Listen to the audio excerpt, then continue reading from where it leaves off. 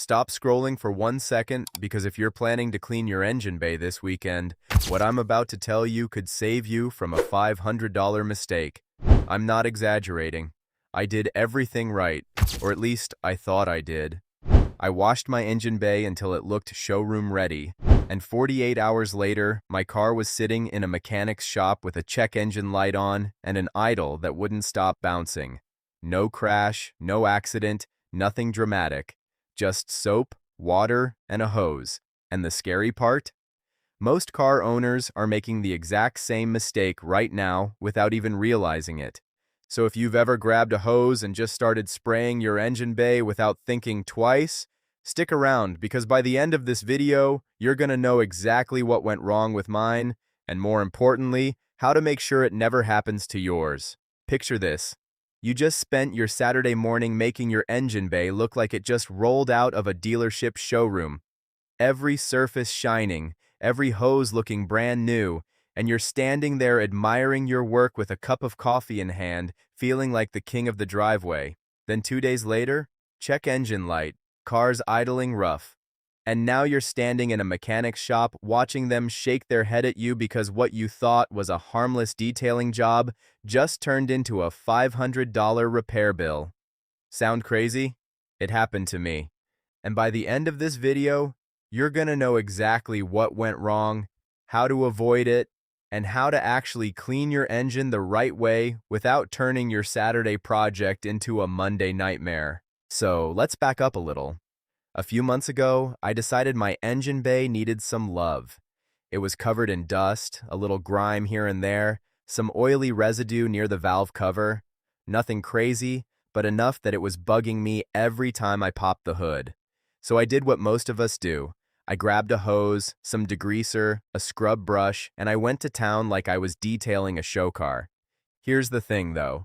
Most of us grew up thinking an engine is this tough, indestructible chunk of metal that can handle anything you throw at it. And in some ways, sure, it is built to survive heat, friction, and constant abuse.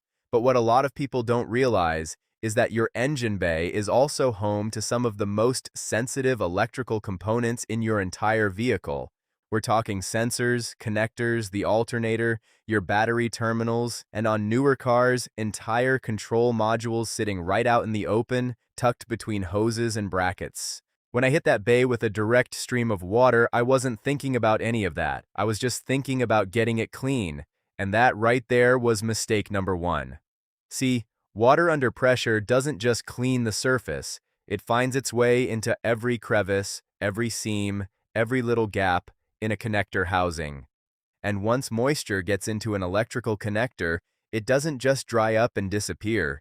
It sits there, it creates corrosion, it creates resistance in circuits that are supposed to be sending clean, consistent signals to your engine control unit, and that's exactly what happened to me.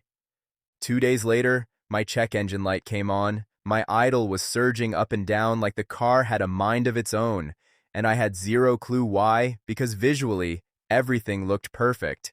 Cleaner than it had looked in years, actually.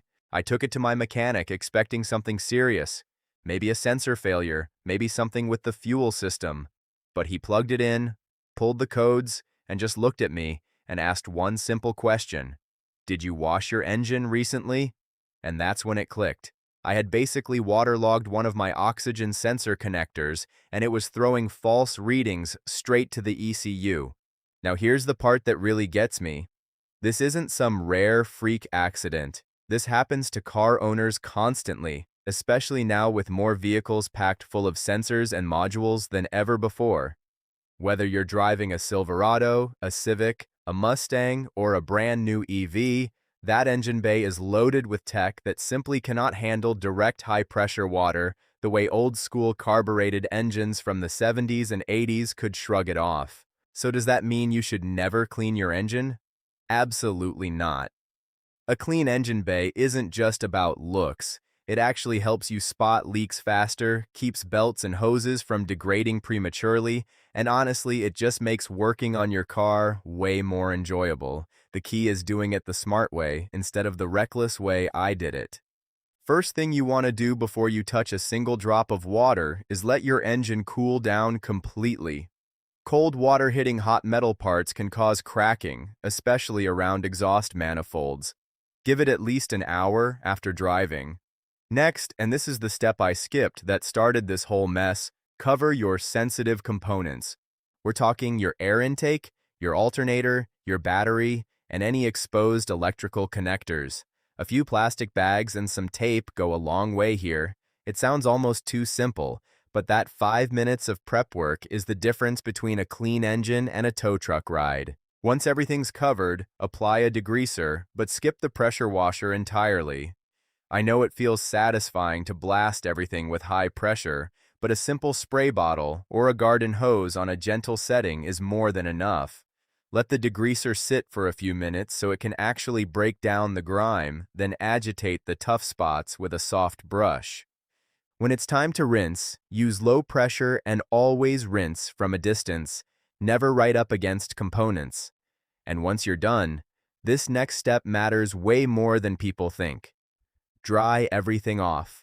Use compressed air if you have access to it, or just let the car sit with the hood open for a while before you even think about starting it. Moisture trapped in tight spaces is exactly what leads to corrosion down the line. And here's a pro tip that most detailing channels won't even mention. After everything is fully dry, take a moment to inspect your connectors and terminals. If you see any hint of corrosion starting to form, a little dielectric grease on those connections can prevent future issues before they even start. Now looking back, what bugs me most isn't that I made a mistake. We all make mistakes working on our own cars. That's part of the learning curve. What bugs me is that nobody ever explained this to me clearly before I dove in headfirst with a hose and a dream. And that's exactly why I wanted to make this video, because I guarantee there are thousands of you out there right now who are one confident Saturday afternoon away from making the exact same mistake I did. So if you've got a road trip coming up, if you're prepping your car for a show, or if you just want that engine bay looking as clean as the rest of your ride, take these steps seriously. Cover what needs covering, skip the pressure washer, and always dry everything thoroughly before you fire that engine back up. If this saved you from making a mistake I already made the hard way, do me a favor and smash that like button. It genuinely helps this channel grow. Drop a comment and let me know if you've ever had an engine cleaning horror story of your own. I read every single one of them. And if you're not subscribed yet, now's the perfect time, because we've got a whole lot more real talk car care content coming your way. No fluff, no nonsense, just stuff that actually helps you take care of your ride the right way. Thanks for watching, and I'll catch you in the next one.